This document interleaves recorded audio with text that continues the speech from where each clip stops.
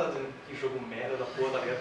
Mas na hora que a gente bota na mesa e a gente joga a segunda rodada, pronto, todo mundo fica contagiado, todo mundo fica querendo ler. Peraí. O jogo, na regra, tem dizendo para só jogar 10 palavras. Quem quer acertar 10 primeiras palavras, acabou. Ali tem acho que umas 200 folhinhas daquela. A galera sempre joga até o final. Ninguém joga até fazer 10, 10 ganha. A galera sempre joga até... Então, ser game design às vezes é isso. É dizer, não, vai ter uns negocinhos que parecem umas bolachas de chope e a gente vai ter umas palavras escritas e a gente vai ler aquelas palavras. A galera tem essa sacada de ver que aquilo funcionando mesmo contagia as pessoas. O cara do game design tem um pouco dessa missão. O cara ou a equipe. Como a equipe é muito pequena de vocês e todo mundo vai estar querendo dar uma ideia para melhorar o jogo, normalmente vai ser meio que por comitê. Fora daqui, né, fora da Jam, geralmente é um cara que fica mais responsável. E na Jam, um pouco mais de experiência, né, você pega as equipes um pouco mais experientes, vai ter um cara que é responsável. Quando começa a Jam, todo mundo vai discutir um pouquinho o tema, depois vamos deixar um cara decidir, por exemplo, tu vai lá, decide como é que a gente vai fazer esse jogo. Depois eu volto e digo, galera, o jogo é assim, todo mundo concorda, vai pra frente. Atualizando a palestra, a gente tem a galera de Sound Design, está rolando aqui do lado, né, a palestra deles, que é uma coisa que cada vez que passa eu vou percebendo mais o quanto eu e minha vida inteira negligenciei isso aqui. Eu trabalhei com jogos diretamente de 2000 a 2006 e a gente terceirizava som. Então depois que a gente tinha o jogo todo pronto, contratava um cara para fazer som para o jogo. Já era uma coisa boa, porque a gente contratava alguém para fazer, né? Então a gente já dava a pessoa especialista isso, mas a gente vai percebendo que é muito bom ter isso mais antes no processo de produção de um jogo, para não deixar ser somente no final. Ele é parte integral da experiência, tanto quanto a imagem. Porque é difícil a gente dar valor quando a gente não vê diretamente. A gente dá muito mais mais valor ao som quando a gente vê o som errado. Então a gente vê, pô, que som merda, que dublagem péssima do cara. Quero manteiga no meu biscoito tem a ver com esse negócio. Esse negócio não existe. Porque quando a gente vê um negócio errado, é fácil a gente perceber qual seria o valor real, tá ligado? Na mesma hora eu troquei lá StarCraft e voltei para o inglês, tá ligado? Quero manter no meu biscoito é foda. Não existe essa frase. Alguém criou e botou lá, sei lá porquê. Seja uma coisa errada que eu percebi desse som me fez perceber o valor do som bem feito. O bem feito ele passa geralmente quase que imperceptível pra gente. Então normalmente a gente tem essa galera aí, os 4 caras, né, um cara para fazer o desenho, a imagem que vai estar no computador, seja a parte de interface ou a parte dos personagens, o mundo do jogo propriamente dito, programador e game designer. Se você vai fazer um jogo de tabuleiro, normalmente você não vai precisar do programador aqui, normalmente vai ficar somente no meio do som. Então é um cara para desenhar o teu tabuleiro, desenhar os personagens, e um cara para inventar a regra. Basicamente isso.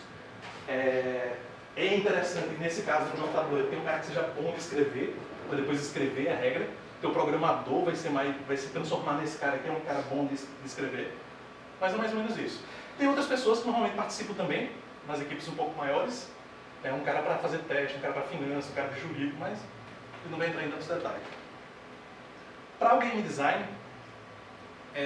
a gente volta àquele negócio, né? Criar a história e criar a regra. Contexto aqui eu estou querendo fazer a história, porque às vezes a história não é somente a história scriptada, né? A história de eu dizer, não, isso é a história de Bilbo, que foi atrás, não sei o que, parará. Mas tem história que acontece dentro do jogo. Então, por exemplo, num jogo de Counter-Strike, eu lembro até hoje de uma cena num campeonato que eu participei de Counter-Strike, lá em Recife, que o último cara da partida, terrorista, estava se escondendo no duto de ventilação e o contra-terrorista conseguiu dar a volta na casa, subir pelo duto, pular em cima dele e caiu em cima do cara que estava agachado e ficou acendendo e ligando a lanterna. Então estava na cabeça do outro cara e todo mundo da lan house rindo, tá ligado? E o cara procurando, e o cara ali embaixo, sem saber o que era. Aí quando ele olhou pra cima, o cara deu uma facada na cabeça dele. Counter-terrorist win. Então, essa história, o cara que criou o Counter-Strike não criou essa história. A gente na lan house criou. Então, às vezes, com texto, você tem que, como game designer, você tem que preparar para isso. Né? Eu vou criar um mundo que permita as pessoas criarem esse tipo de interação. Cada jogo diferente vai ter um pouco mais ou um pouco menos de cada uma dessas coisas, mas a gente tem que ter um caminho para seguir. Né? Quando a gente vai explorar um pouco disso, a gente tem que ver a história. Obviamente, quando eu vou jogar Street Fighter, eu tô pouco me lixando para qual é a história de quem, tá ligado? De Honda, tá ligado? Que ele tá ali para defender a honra dele, eu sei lá. Chamaram ele de gordo, ele tá ali puta vida. Então é muito mais importante as outras coisas. Tem uma história por trás, tem um motivo pelo qual tá ali. Tem uma série de animação bacana sobre Street Fighter. Mas, na hora que eu tô ali na frente do fliperama, não é isso que eu tô me importando.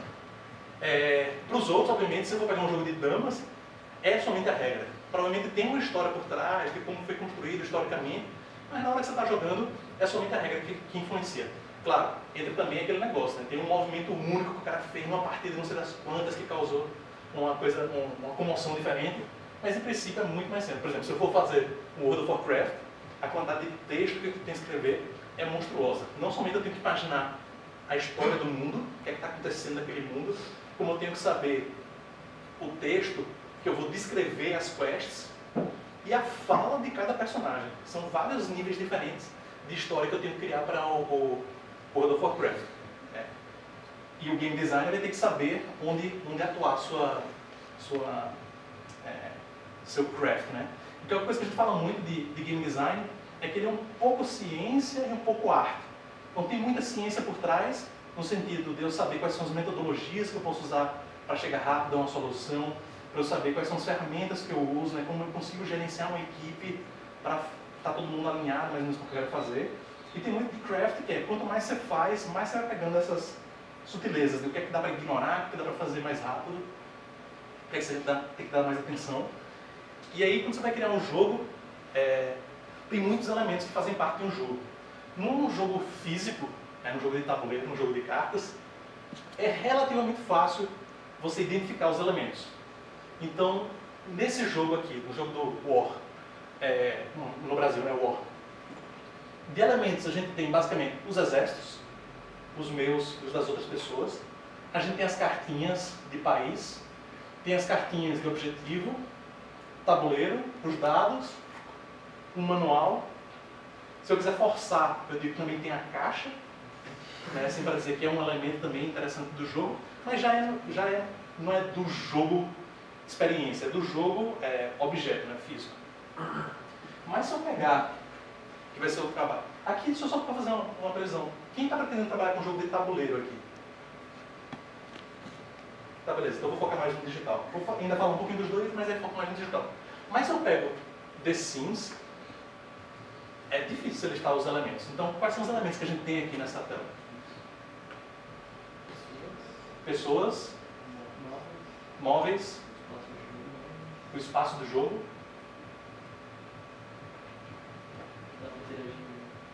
O que é que dá para interagir ou não? Então, alguém tem que decidir as ações daquela linha, a parte de regras está escondida aqui. No outro, a regra estava lá, no manual, você lia aquilo e estava certo. Aqui, a regra está escondida. O computador está fazendo por baixo e você não está vendo, tá? Então você tem que... Então tem um cara que tem um trabalho poderoso aqui de criar um tutorial para ensinar você a jogar antes de você entrar aqui, para você já saber as regras. Interface, que aqui não está aparecendo por causa desse screenshot, mas tem uma barrinha lá em cima dizendo a felicidade de cada pessoa, o quanto já foi usado ou não o objeto, já tem esse monte de coisa escondido aqui. Som, não está aqui também, mas tem som também. Então tem muita coisa a mais nesse jogo aqui do que eu... Claro, isso aqui eu peguei um jogo complexo. Se eu for pegar um Space Invaders, um jogo um pouco mais simples. Tem várias coisas mesmo assim que eu vou ter que me preocupar. Então, por exemplo, quando eu passo de Space Invaders da primeira fase para a segunda, o que é que muda? Eu não sei se isso eu nunca fiz esse teste de ver efetivamente o que é que passa. Eu estou acreditando, estou imaginando aqui, tentando lembrar, que é somente a velocidade. Porque as coisas descem, eu acho que não tem nenhum inimigo novo, eu acho que não tem nenhuma configuração nova da tela, mas isso é uma preocupação que vocês vão ter na Game Jam. Quer? Eu acho que para de aparecer aquela barreirazinha, as três. Sim, é verdade, ele muda, né? O asteroidezinho fica lá embaixo. Asteroide não, as pedras ficam lá embaixo pisar. Isso, elas são. E aí você tem que ser na boa sorte. Pensa. Então, tem algumas coisas que vão modificar. Na Game Jam, deixa eu chegar aqui um pouquinho mais para frente, do processo de Game Design, que normalmente acontece, né, para criar um jogo digital, é mais ou menos isso aí. A gente tem uma ideiazinha do que é o jogo, depois dessa ideia, vou fazer um jogo, eu digo para você, vou usar um exemplo parecido. eu vou fazer um jogo de criar dragões. Ou então no caso eu sou um cavaleiro e eu vou querer criar uma montaria dragão para eu usar. Só que para isso eu tenho que primeiro ir lá roubar o... Então, eu já comecei com a ideia que é um jogo de criar dragões. Esse aqui é o pedaço inicialzinho ali. À medida que eu vou começando a desenvolver isso, ele vai virar um conceito. Então, para eu criar um dragão, o que é que eu tenho que fazer? Eu tenho que ir roubar um ovo de dragão, primeiro do dragão, o pai do dragão morre lá. Depois que eu pego isso, eu tenho que chocar o ovo, tenho que fazer ele eclodir. Caralho, não me fala então eu tenho que fazer ele eclodir. Depois eu tenho que alimentar esse dragão, já para dar um perfil que eu quero. Se eu quero que seja um dragão mais agressivo, eu talvez tenha que dar mais carne para ele, eu tenho que treinar ele para a batalha. Se eu quero que seja um dragão mais inteligente, eu tenho que fazer outras coisas. Então eu vou ter que começar a desenvolver isso para transformar num conceito. Depois desse conceito pronto, aí eu passo uma fase de detalhamento. Eu posso ou escrever um documento de game design, no qual eu vou ter que descrever cada ponto desses. Então, primeiro ponto, essa primeira fase aí de eu roubar o dragão. Como vai ser? Eu tenho um labirinto, eu tenho que passar o labirinto inteiro. Quando chega a menos de 500 pixels do ovo, o dragão pai sente que eu estou por perto e vem defender. Quando ele vem defender, eu tenho que levar ele para fora, fugir, pegar o ovo. Então começa a fazer detalhamento de cada coisa dessa. Ou eu crio um protótipo. Vou lá, faço um protótipozinho, por 500 pixels, está muito perto. Quando eu chego aqui, dá para pegar o ovo e ir embora antes do pai chegar. E aí depois eu vou gastar outro tempo implementando. Dentro desse processo, geralmente a gente tem outras fases que vão agir aqui dentro também. Para um processo normal de desenvolvimento do jogo, que eu vou passar, sei lá, 3 semanas, um mês, um ano. A partir de game design fica mais ou menos assim. Então, eu geralmente, por um processo maior, eu tenho a ideia, crio um conceito, em algum momento, quando eu começo a prototipar, ou começo a escrever meu documento de game design, tem essa parte de pré-produção aqui, ou greenlight também, que é o go no go, que eu digo, não, o jogo tá massa, eu posso continuar ele. Então, porra, essa ideia é massa, mas a equipe que a gente tem, a gente não consegue fazer. Não dá pra a gente executar isso aqui. O greenlight da Steam era para ser exatamente isso aqui. O cara já fez a ideia, começou a fazer detalhamento e protótipo, aí foi pro greenlight, pegou o feedback da galera, desenvolveu, e aí a partir daqui está lançado. O que hoje em dia acontece é que a galera, primeiro, espera que o greenlight o cara vá para dentro, realmente vá ser lançado, não necessariamente ele vai ser lançado, ele pode simplesmente ser pro greenlight e a galera perceber, não, beleza, não faz sentido não, ninguém vai querer comprar esse jogo, morre. E aí, um pouco mais para frente, a partir do momento que você já está tudo detalhado, claro, nunca é retinho, nunca é bonitinho o jeito que está aqui, às vezes você começa a implementar e vê, não está divertido. Mesmo aquele negócio que no protótipo estava dando certo, agora quando a gente colocou as 4 fases seguintes, não está bacana, volta para cá. Né? O ideal aqui, a partir desse momento aqui, a gente nunca precisa voltar para cá. Né? Se eu tenho que mudar o conceito do meu jogo, morgou. Paro aqui, vou fazer outro, é melhor perder rápido isso aqui nesse processo todo de produção que você fez, do que trabalhar isso aqui tudinho e não dar certo. Você vai ter que começar no conceito do seu jogo, é outro jogo. Não faça a mesma coisa não. Durante a parte de implementação do seu projeto, quando o cara está efetivamente criando cada um dos níveis, fazendo os labirintos para esse dragão, ou fazendo os modelos de alimentação diferente que é a teia, você vai começando a balancear, não, o labirinto está muito pequeno, está muito grande, dá para fazer esse tipo de ajuste, e obviamente vai começando a matar bug também. Se o cara chegar no labirinto pelo lado de fora, o dragão já está sentindo a presença dele e vai lá matar ele do lado de fora, não era para isso acontecer. E é importante para um projeto de jogo que exista uma área de fechamento. Quando eu digo assim, não, acabei de trabalhar nesse jogo, não vou mais trabalhar nele. Se a galera disser que está com bug, eu vou dizer, beleza, boa sorte, né? E estou fazendo outro, não vou mais mexer. Claro, como a gente lança os projetos hoje no Steam, em plataformas online, a gente tem que mexer ainda um pouquinho daqui. Mas idealmente, a equipe já está deslocada para fazer outra coisa. É para fazer pequenos ajustes depois daqui, a gente sabe que tem grandes para fazer. Claro, se eu estou trabalhando dentro da Ubisoft, tem uma equipe gigante para trabalhar depois daqui, né, para cada patch novo da Assassin's Creed eu poder fazer alguma coisa diferente. Mas a ideia é que você consiga fechar mais ou menos assim. Para um jogo de tabuleiro, aí a gente chama geralmente de game design, aquela parte que você está criando o conceito do jogo, e aqui de level design quando você está implementando. Tem várias outras particularidades de design de jogo que a gente poderia encaixar aqui, mas por enquanto, para fazer um apurado rápido, isso aqui está bom. Para jogo de tabuleiro, a gente já tem um perfil um pouquinho diferente. É óbvio, para ser na Jam, a gente vai achatar bastante isso aqui. O que é que isso aqui é mais ou menos? Sexta-feira.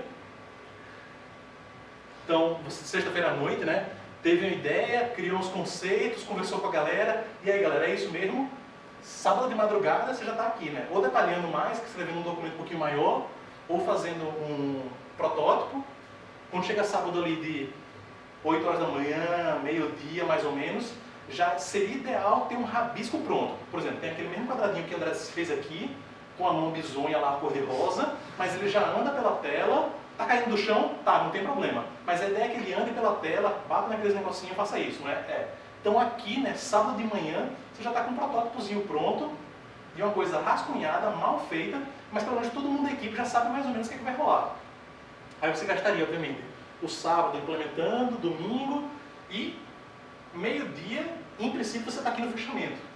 Galera, eu sei que não está bom ainda, mas a Jam é isso. São essas 30, 48 horas aí mais ou menos que a gente vai usar. Acabou. Depois a gente vai melhorar esse jogo. Depois a gente vai fazer a versão comercial, depois a gente vai fazer outras coisas. Mas em princípio, era para fazer mais ou menos assim. Para o jogo... Desculpa, alguma dúvida? Para o jogo de tabuleiro, a gente vai ter um modelo um pouquinho diferente. Geralmente, fecha muito mais rápido a ideia inicial do jogo de tabuleiro. E a gente consegue colocar ele no papel bem mais rápido. Então, às vezes que eu trabalhei aqui na organização da Global Game Jam, com o Bruno, eu consegui também fazer alguns jogos bem simplesinhos, e a maioria deles foi de tabuleiro. Então, por exemplo, teve a Game Jam de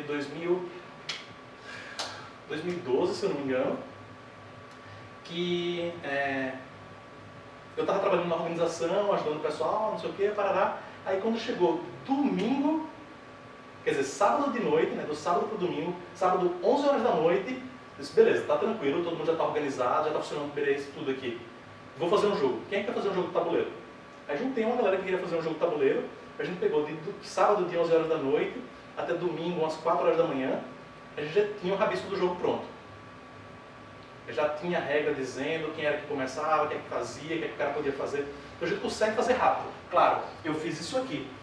Tinha um protótipo bem feitinho e tinha alguma coisa implementada. O jogo estava quebrado? Estava.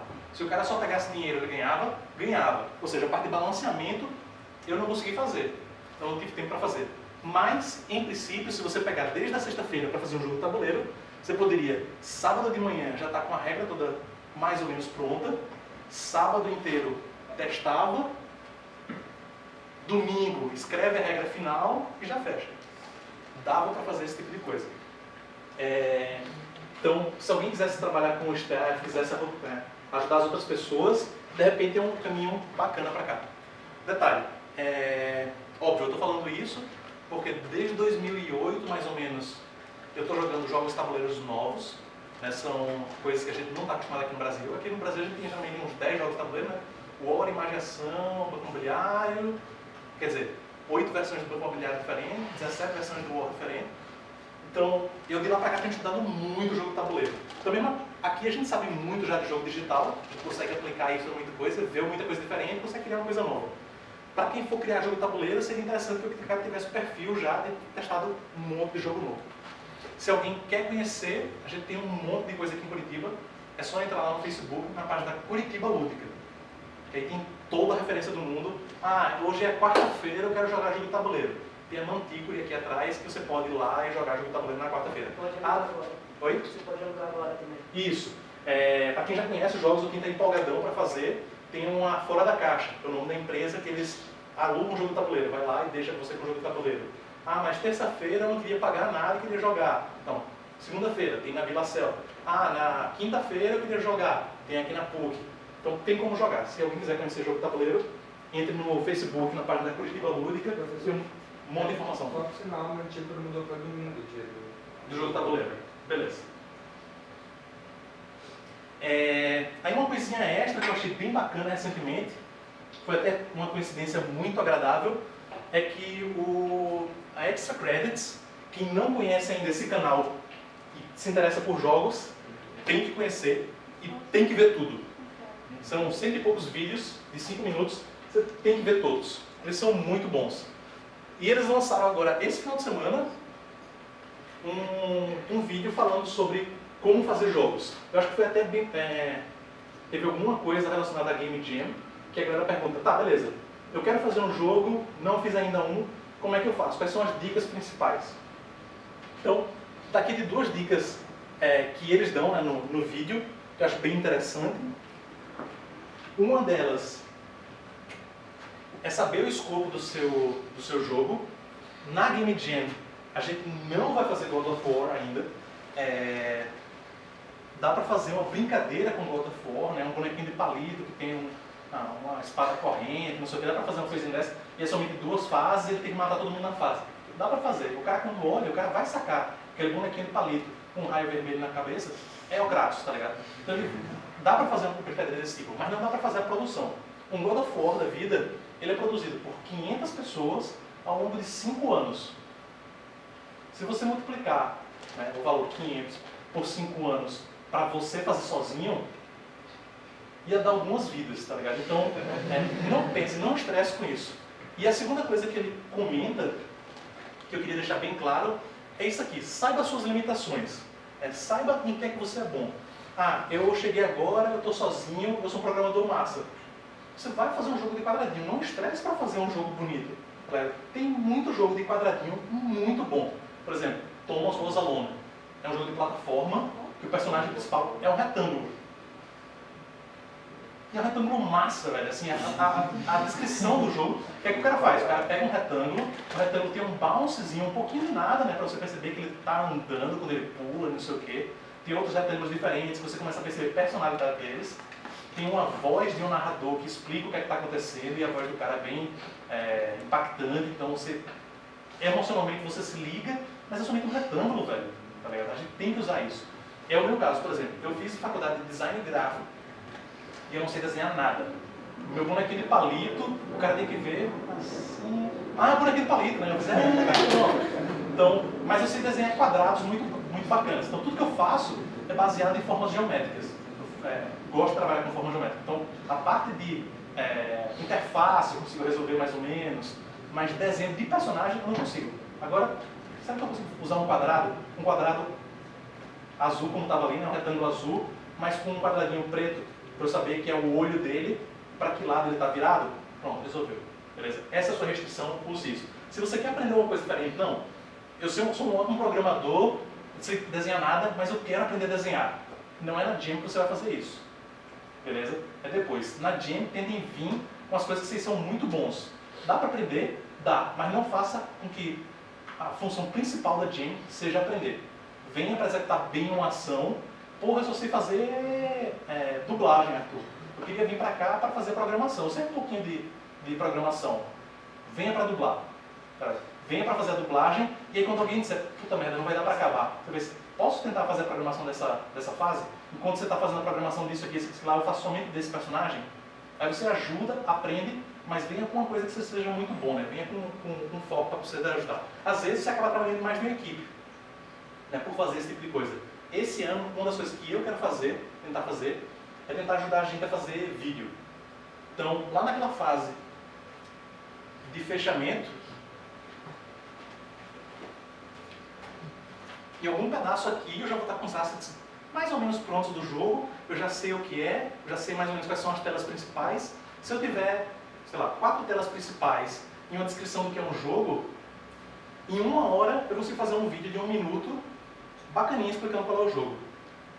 Dá para fazer esse tipo de coisa.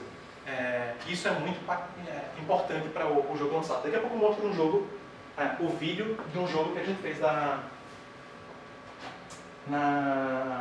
Game Jam do ano passado. Acho que foi do ano passado.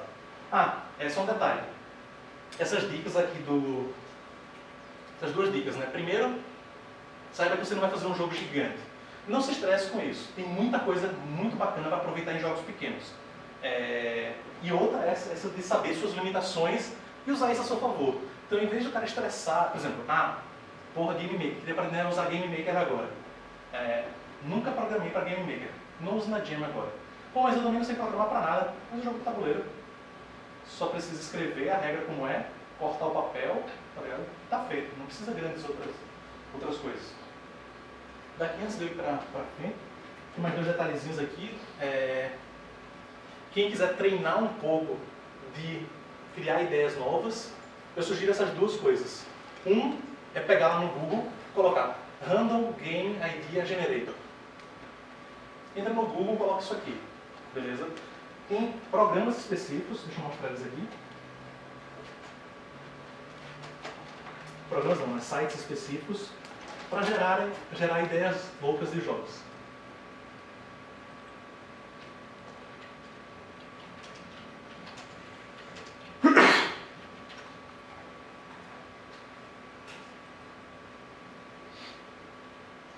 Então é um jogo de turno, jogo de estratégia de turno, onde você explora torres e pode criar milagres e maldições.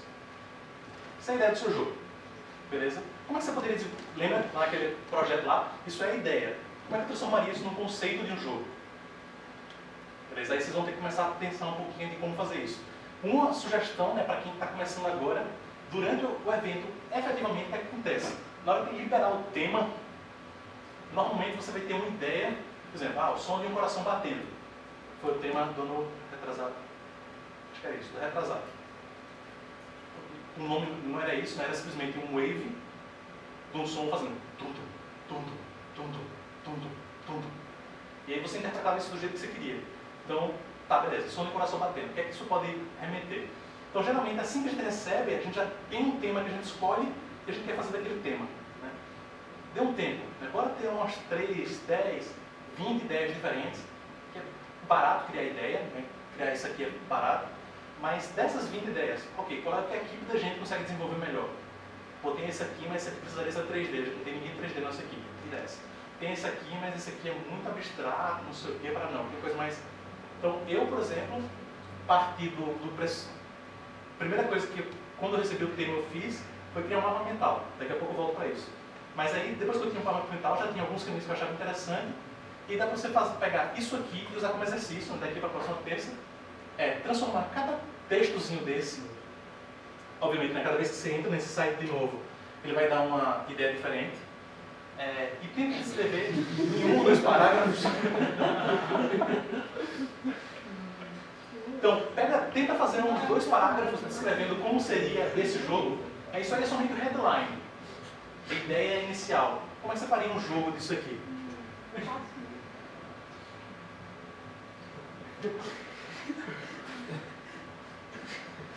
Se eu voltar aqui, tem outros tipos de geradores de ideia. Fala para eles acessarem o Twitter do Peter. Tem 2 coisas, né? Tem o Peter Molyneux, é um game designer.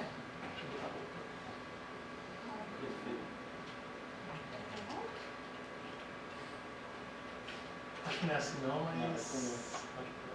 Esse cidadão aqui do lado, ele é um game designer e ele tem umas ideias bem loucas. Ele é responsável por, geralmente, jogos God Games, né? Jogo que você é o deus, por exemplo, Black and White, o Populous, que é um velhão pra caramba dele. Ele tem alguns jogos bem interessantes, ele tem umas ideias bem esquisitas. Aí o que a galera fez? Criou um site chamado, um fake dele, chamado Peter... Acho que é isso. Daqui a pouco eu acho direitinho qual é o... Porque como ele faz jogos de God, né, de Deus, aí ele fez Peter Molyneux, acho que é o nome do Twitter dele, que aí é umas ideias bem macabras, né? Tipo assim, o Twitter e se eu criasse um jogo que o Deus é uma vaca e ela joga pedra nas pessoas, tá ligado? Porra, dá um jogo bacana, velho. Então dá essas sacadinhas, né? De como pegar um pouco isso. Deixa eu só ver se tem giz ali em cima. Tem. Então, como é que eu comecei a criar o jogo da Game Jam, que essa era o som do coração batendo? eu coloquei, que é o volta a gente para o mapa mental. Coloquei lá no meio de uma folha de papel, coração,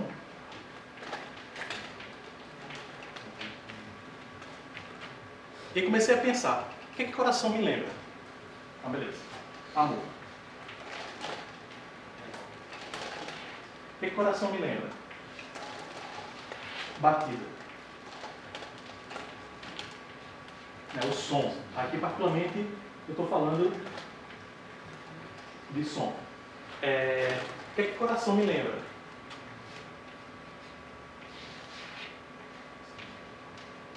Churrasco.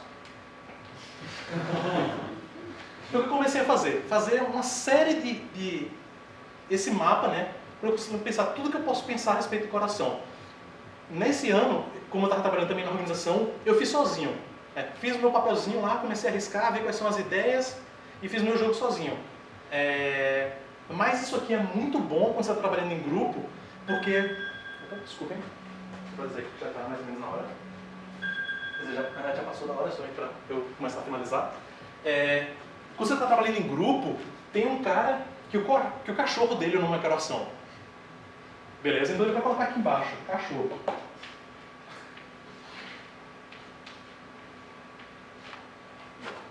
Então cada pessoa vai ter um negócio diferente. Depois que vocês desenharam tudo isso, tá, o que a gente pode fazer relacionado a esse jogo? Coração, com esse negócio de amor, a gente poderia fazer um jogo de